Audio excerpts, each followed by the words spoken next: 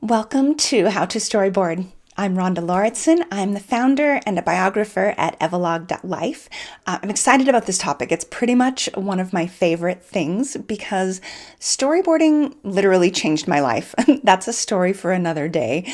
But trust me, this is a method that will help you write compelling, true stories. It's fun and it will spark your creativity. To begin with, I'd like to ask you a question. How did you start? Now, start what? Start a business? Start your hobby or passion? How did you start in genealogy? Maybe how did you meet your spouse? In our oral history business, we love to ask people questions about beginnings because there's usually a very specific story attached to it. And it's much more interesting when we tell specific stories as opposed to generalities. Like a generality in a life story might be, when I was a kid, we would go down to the railroad tracks and we would do this and that. It's very different to say, on January 23rd, 1982, my little sister and I, ... And then you tell about a specific moment when something happened. So Genesis stories are about beginnings.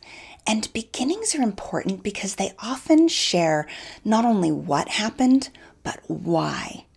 And in your why are your values. What's important to you? What shaped who you are today?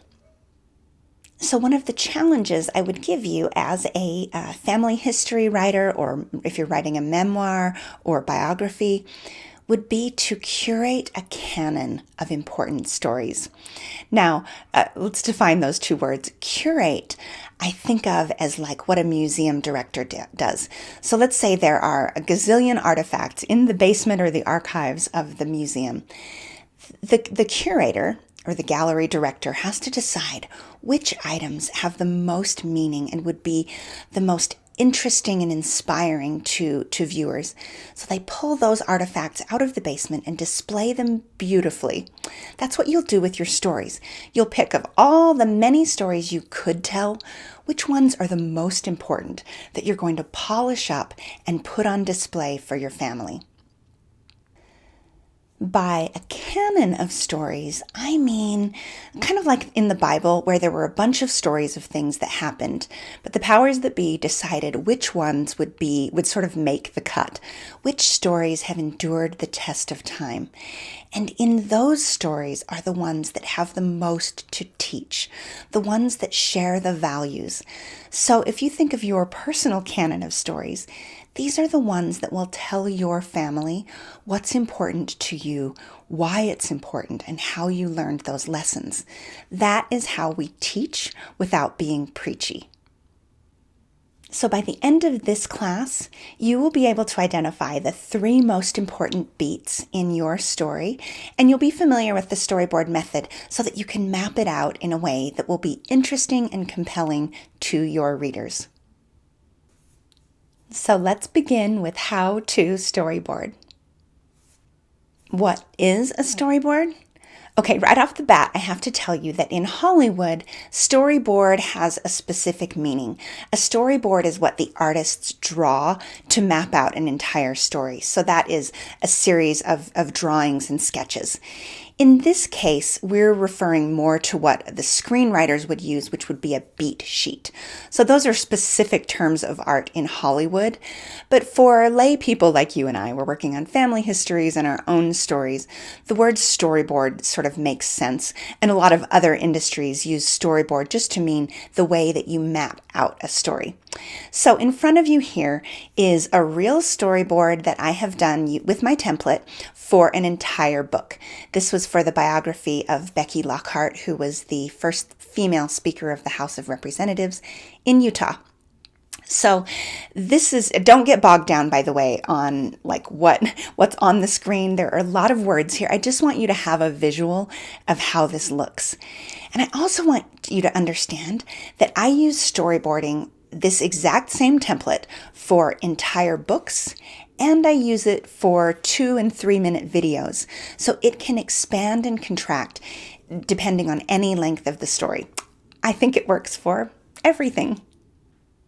This is what the blank storyboard looks like. So if you got the syllabus or if you download the slides, you can get a copy of this. This is the blank. Again, don't worry about anything on the screen right now. I know there's a lot of words here. I'm going to walk you through the different parts of it, but I just want you to see it as a whole on the blank template. Now, I use sticky notes. So I'm going to show you what it looks like with sticky notes. And why do I use sticky notes? Well, I'll tell you. Sticky notes are temporary. There's nothing about a sticky note that hails to perfection. Sticky notes are for noodling and doodling and sketching and throwing away. So when I'm working on a story, I will have a heap of sticky notes crumpled up and tossed in the trash because I'm thinking, and it's a very iterative process. So I want you to not think about anything having to be perfect here. This is all about creativity coming to you and sketching. A few other things about the storyboard structure that I just want to point out. Okay, right at the top, we have a working title. Now, I call it a working title because I think titles are hard. They never come to me right up front when I'm working on a book. Sometimes they don't even come until the very end. Sometimes I need somebody else to help me come up with the title. So I just give it a name for what I'm calling it while I'm working on it. Also, at the top right-hand corner, we have the theme. I think it's really important to write down your thoughts about what this story is about right at the top, so you never forget what's important in this story. We'll talk more about theme in a minute when we get to beat 2, but I just wanted to point out that that will help you keep in mind the entire time you're working on it, what your story is about. Be careful not to have too many themes, or your story will get muddy and bogged down. You need to be clear on what your story is about. You may also notice that this is a classic 3-act structure. We have setup, action, and resolution. You may recognize this from school as beginning, middle, and end. I've chosen 12 elegant beats. It just has nice symmetry, and so I like that. And there's this interesting part called betwixt right in the middle. We're not going to get into the midpoint too much in this talk today, but just know that there's some very interesting things that happen right in the middle of your story. This is the part of a movie where kiss the girl happens. So you've had two characters, they've been maybe flirting with each other. Maybe they didn't like each other at the beginning, but at the midpoint, they come together. So the next time you're watching a movie, you may notice that Kiss the Girl happens at 60 minutes on the dot. Okay, now we're going to get into how the storyboard can help you structure your story. So we're going to talk about some practical aspects of writing your story and how the storyboard can point you in the right direction. The first thing you have to do is know where to start your story. Now, I think beginnings and endings are hard, and in a moment I'm going to share with you a technique that will help you decide where to start and stop your story. So let's start with beat number 1. In the first beat, you have an opening scene that introduces your main character. Now, I like to use the word hero. If you're writing your own story, this might make you feel a little uncomfortable. I notice a lot of students say, I feel weird about calling myself the hero. Fair point. But I use that term because of the hero's journey framework that was pioneered by Joseph Campbell. And I would encourage you to begin thinking of yourself as the hero in your own story. That's a powerful idea, and it's very empowering if you will embrace it. But if you would prefer to call the hero the protagonist or the main character or something else, feel free, it's your story. Okay, so in the first beat, you want to introduce your character at home, at work, at play. Just show your main character before any of the action happens. Just introduce us and give us a little scene. The opening beat is also an opportunity to set the tone of your story, give your readers an idea of the time, place, and overall sort of mood of your tale. Okay, so where do you end your story?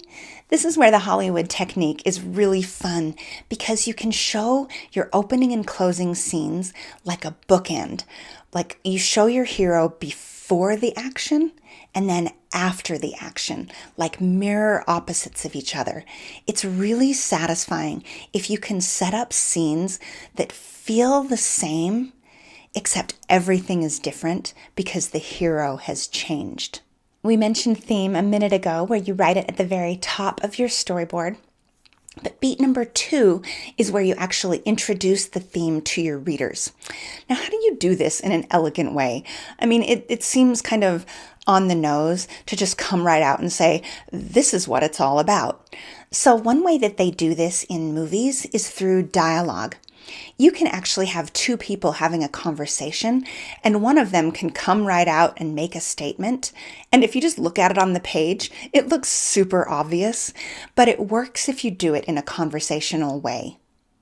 So, for example, you might have two buddies in a bar, and one of them says, "Dude, men and women cannot be friends." That becomes the theme of your story, and the rest of your story is a test of that hypothesis, either proving it or disproving it. All right, so you have introduced your main character, set the time and place.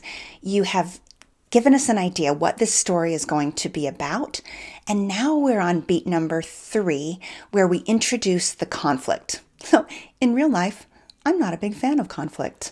But in stories, conflict is absolutely essential.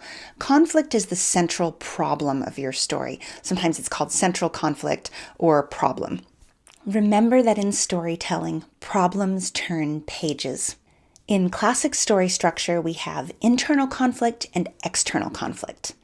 The external conflict is what your hero thinks the story is about, like the goal, the journey, overcoming the obstacle, getting the girl, whatever it is your hero is trying to achieve. The internal conflict is what the story is really about. This is what's going on inside the character, the thing your hero needs but is resisting. So external conflict is what your hero thinks the story is about. Internal conflict is what the story is really about. Some people say you will have one or the other. I think a great story needs both. So in beat number 3, your hero's going along, life seems great, at least your hero thinks life is great, and then bam, something happens, and this is going to force our hero out of the comfort zone and have to change. Your hero is going to resist, but really there's not going to be a lot of choice. And this is where we begin the heart of the hero's journey. I mentioned earlier that in this talk, you're going to understand the 3 most important beats of the hero's journey, and this is what they are right here. Beat number 4, beat number 8, and beat number 9. So after your hero has encountered a problem, there's going to be a decision to make. Do I stay or I go? And your hero is going to be resisting. You're like, I don't want to go. You've got the wrong guy. I'm not cut out for this. I have no interest in this. Nope. Sorry. No way. Not going to do it. But then there comes a point when you decide to go for it. This is the leap of faith moment. And this is what makes a hero, because protagonists, heroes act. They're not acted upon. So you want to write a story where your main character makes decisions, takes a leap of faith, throws that hat over the proverbial wall, and goes for it. After that, we leave Act 1 and we enter Act 2. So now we're on a big adventure. Maybe there's a new cast of characters, a bunch of friends. Your hero gets a new outfit, learns some new skills. They're having a ball. Things are going great until it's not. And then we come into the end of Act 2. Beat number 8 is the darkest hour. This is the time in your story where you've made mistakes. You've hurt people, you've done things all the wrong way, maybe you had good intentions, but all those flaws that we introduced in the first beat of our story come right back around. They're in full bloom now, and we know we've messed up. We're like, Everybody would be better off if I hadn't gone on this journey. I've messed everything up. I'm the worst. I'm done. I'm out. I got nothing.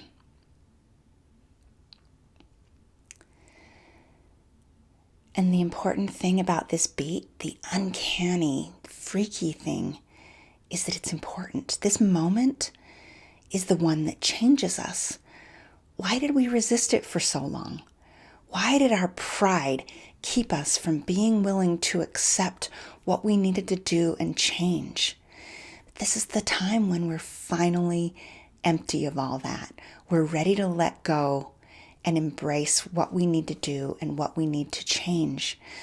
In our darkest hour, we're ready to give up, but we don't quite give up, because in that final moment, the dawn breaks and we enter act number 3, and we have this spark of the divine where we see the answer.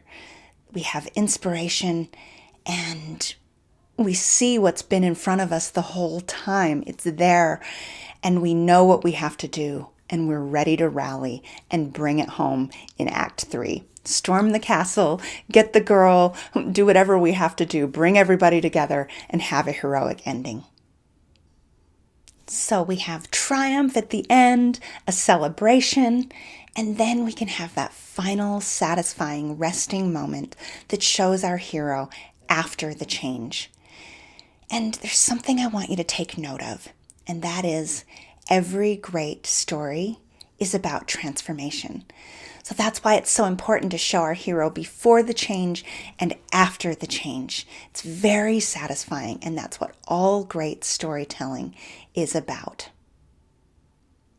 That is basically the method.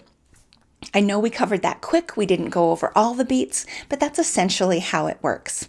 Now, you may have some objections, and the first one that I hear a lot is, isn't it a little formulaic? I'm not sure this will work for me.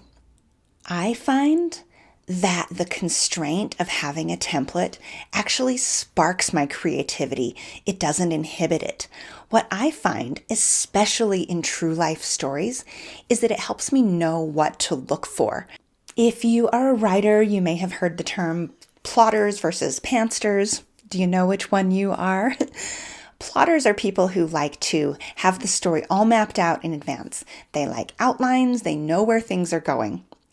J.K. Rowling, who wrote Harry Potter, is a quintessential plotter. I've heard that she knew where all of her characters were going right at the beginning. Wow, that kind of blows my mind because I guess I'm really not that much of a plotter, more of a pantster, in that I subscribe to muse theory. I like to let inspiration show up and surprise me. I don't necessarily know what's going to come out on the page until I'm working on it. So how can I be a plotter and love storyboarding so much? I mean, a pantster and love storyboarding so much? Well, it's that I don't storyboard right at the beginning. I usually work on it for a little while. I do oral history, I interview, I sketch. And then there comes a moment when I have a pretty good idea of the story, and I will sit down and on that day, pull out my sticky notes and get to work. And that's when I have these electric currents of creativity. It's like the hairs literally will prickle on my arms, and I get all excited to see what's happening, see the character arc, the journey of my hero, and know what's important in it. I love that process. And then the storyboard helps me in the editing process. That's where it shows me what to highlight and what to cut, maybe where I have gaps and things that need to be filled in, and where I'm going on and on. Now it's your turn. Think about that Genesis story that you had in your mind when we began. Now pull out your storyboard and see if you can identify the most important beats. The before, the after, the central conflict or problem, the moment when there's the resistance, the leap of faith, the fun and games in the middle, the darkest hour, the spark of the divine, and your hero after. If you go to this landing page, evalog.life/storyboarding, you can get the slides, the printable storyboard, and up-to-date resources that will help you map your story.